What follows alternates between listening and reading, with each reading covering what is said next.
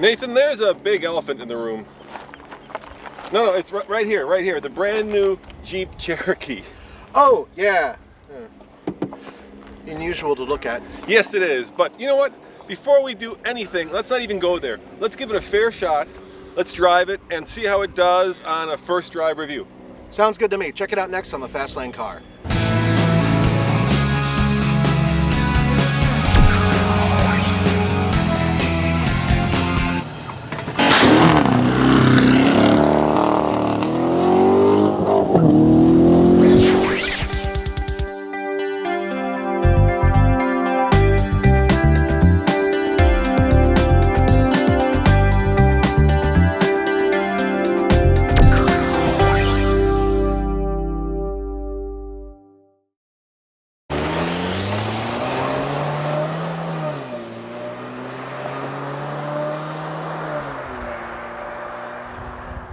This obviously is not aimed at the Jeep loyalist, right? This is aimed at the people who would cross-shop it with a RAV4, a CR-V, a Ford Escape. And yet it's got a name that you would point out comes from kind of Jeep's illustrious background. And that's the problem, folks. I think a lot of you, when you heard that this is called the Cherokee, went absolutely ape. And in some cases for good reason, because this isn't the Cherokee. Had they called this the Wild Weasel or the Honey Badger, something along those lines, it'd be okay. Yeah, it'd be all right. You go, oh, okay, it's a new Jeep. All right, that's interesting. You know, replaces the Liberty, no big deal. But man, you call it the Cherokee. Oh, I'm gonna just whoop some ass on that. You don't call it Cherokee. No. So that's where the problem lies. So let's not call it the Cherokee anymore. We're just gonna call it the Honey Badger. I like the Wild Weasel better. You like Wild Weasel? How does the Wild Weasel drive, Nathan? Call it Weasel. How does it just drive? Call it Weasel. How does it drive? It drives really good, actually.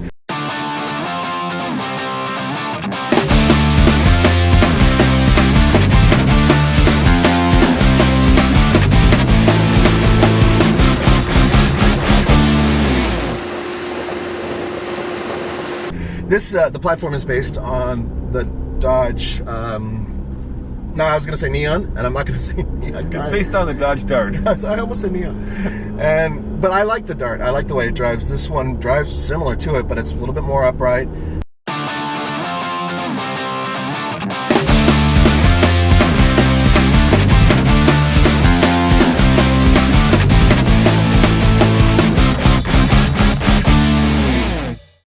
So you'll see, especially the front end is quite a bit different. The 7-slot grille is now raked back, and then we picked that up really from the 74, the full-size Cherokee. We've used that key on a couple different vehicles through the years. XJ had it for a little while, and the Wranglers. But here it's much more amplified and detailed in these 7 separate boxes with a chrome frame. It has, like everybody else now, electric power steering or electrically assisted power steering, but it's kind of heavy in a good way. It doesn't impart any real feel, but the simulated feel is not too bad, and I like the heft of it. We're driving the 4-cylinder, so you can actually hear the engine kind of going, oh man, I'm not really that happy right now going uphill, but it's not too bad, and the 9-speed transmission is incredibly smooth.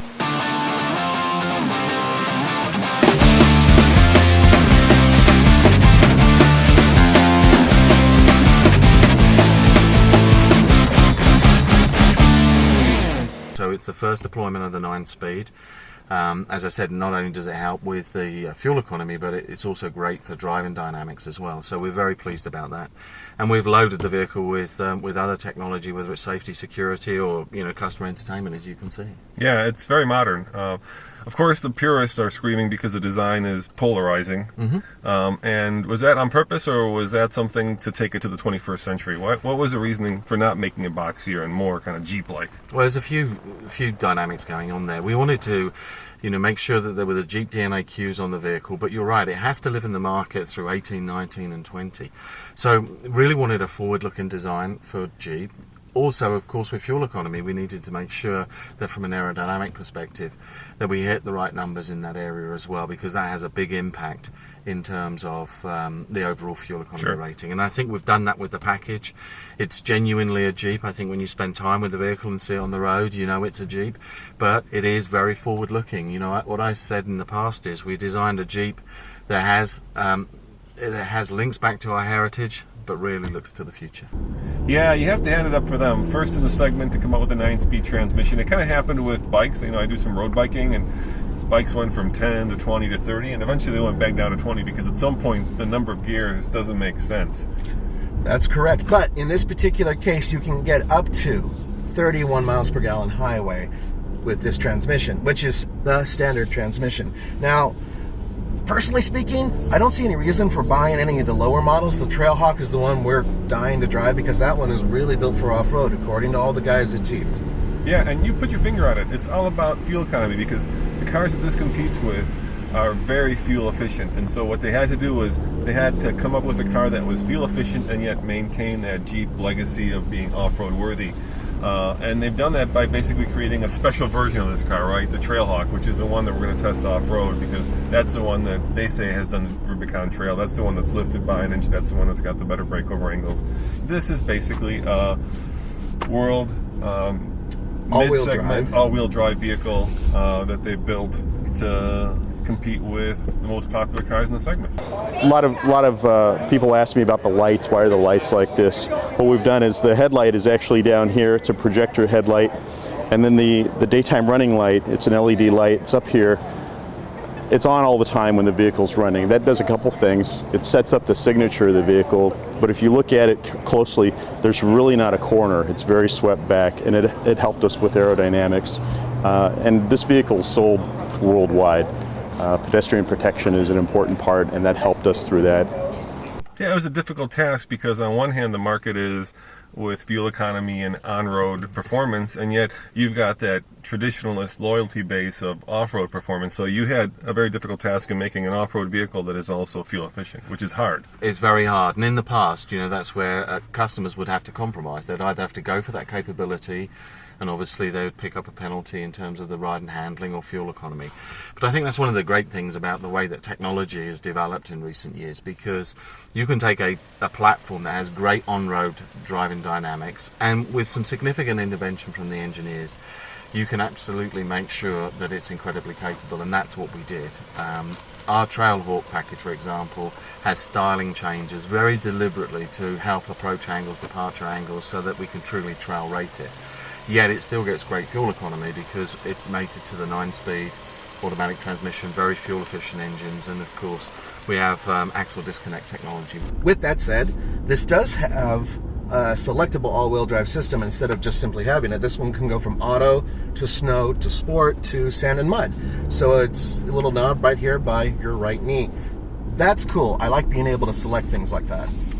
Yeah, the interior is very nice. Yeah, it's very tidy, I would say. Let me show you guys. It's a tidy interior. There's this massive screen, which I like. Yeah, that's huge. And there's a lot of technology stuffed into this particular version, which is the limited, the top of the line in this configuration. So look at all these controls, Nathan. We have lane departure warning. We have collision avoidance. We have kind of a self-parking feature. Look at all those buttons on the steering wheel. There's a lot going on in there. Oh, let me grab that. And let me show you one more thing, folks. Look at that IP. Look how big that is right in between. And it's configurable, so you can actually change the information. And then the cool part is, from a design point of view, if you look at those if you look at those dials, those things are an homage? In homage. Yeah, they said tip of the hat back to the old Willys Jeep, right? Very simple, very easy. And so they've tried to combine some of the DNA from the first Jeep to keep that Jeep DNA in this. You know, between you and I, folks, DNA only goes so far. The reality is this is a completely different vehicle than any Jeep that has ever been produced. And that's not necessarily a bad thing. This is a modern vehicle that's built specifically for people who want to go off-road only occasionally.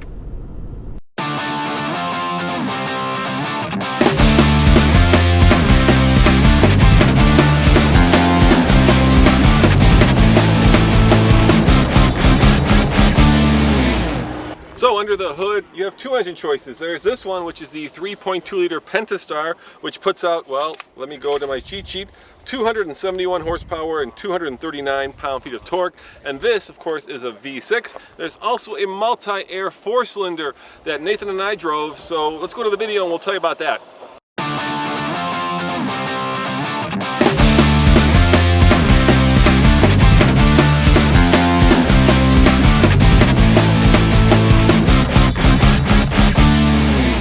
Gonna sneak some energy drink into a Roman's tea this morning, but I opted not to, or else we'd probably fly off a cliff here. We might do that anyway, Nathan. Yeah, trust me, these corners are very tight, but the good news, I grew up around here.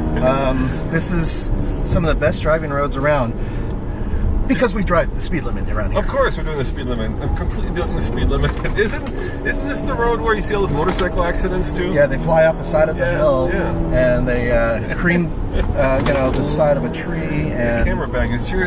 Yeah, that camera bag with all the expensive camera gear is flying all over the place. What a surprise! Oh, God, there goes the GoPro. You know, it's very neutral. It holds the corners very well. Wouldn't you say though? I mean, tight. Yeah, it's considering good. what it is, it feels. You know, I think the Escape is still one of the best ones in this class. Yeah, that was something heavy. All right, we better stop. Yeah, you better stop. Because we're not going to have any camera gear left if I that keep was going. The tripod that made that noise. All right, so here's my driving impression. It's very neutral. Mm-hmm. I was afraid that with all that weight of the engine on the front wheels, it was going to plow a little bit, but it doesn't do badly.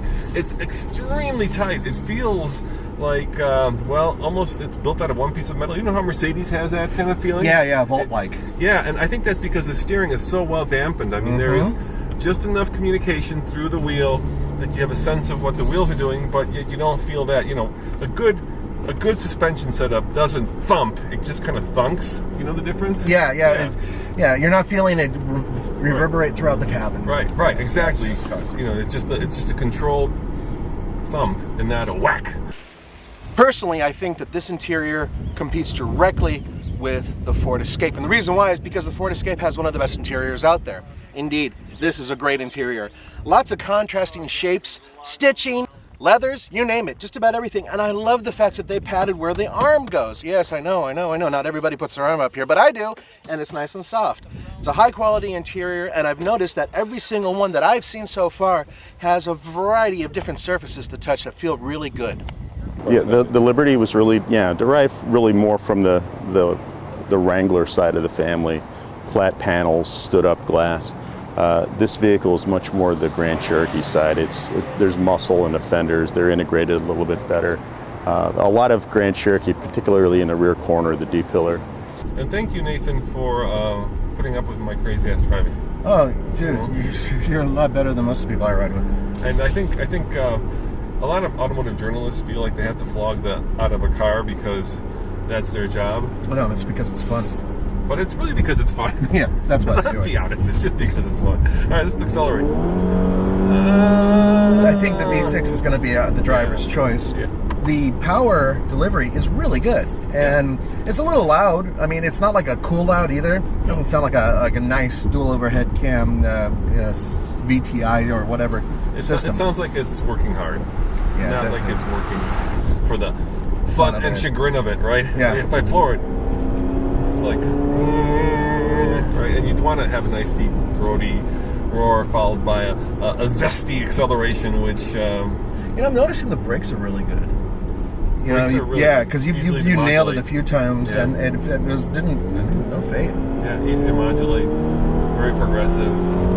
4-wheel discs, folks. And what's interesting is that instead of having the transfer case and everything else right here, it's actually all located in the back. So if you have the all-wheel drive or 4-wheel drive system in the Cherokee, it's there, back there. We're going a little too fast there. A little, just a bit. Just a bit. And I wasn't even going that fast. No, you weren't. Yeah. So yeah, it certainly doesn't look like a traditional Jeep, Nathan. No, it certainly doesn't, but this is the future. And what is it called? Cherokee. No. But we have a better name for it. Weasel. It's the Wild Weasel. No, it's a Cherokee, and since it's a Cherokee, it also has to be good off-road. So come back tomorrow when we do what, Nathan? We're going to take this baby off-road. That's right. As always, this is Roman. And Nathan. Saying thanks for watching, and we are going to be off-roading tomorrow. Come back for that. Pimp. Hey, is that an Andre t-shirt you're wearing? Yeah, it means pimp in Russian. You sure? I think so. Andre, that one's for you.